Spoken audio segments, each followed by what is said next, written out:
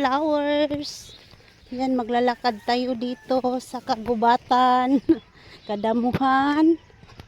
Shortcut kasi ito. Papunta sa kabila.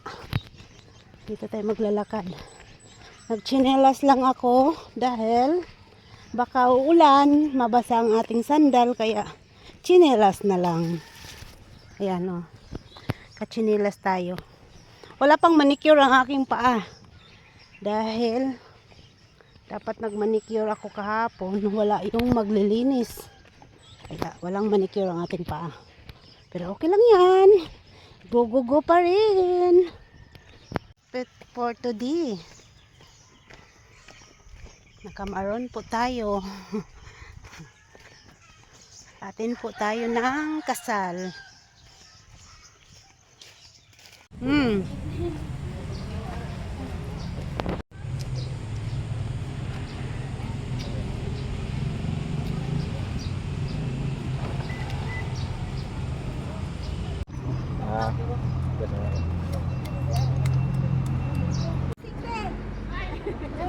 Sita, dito na adik.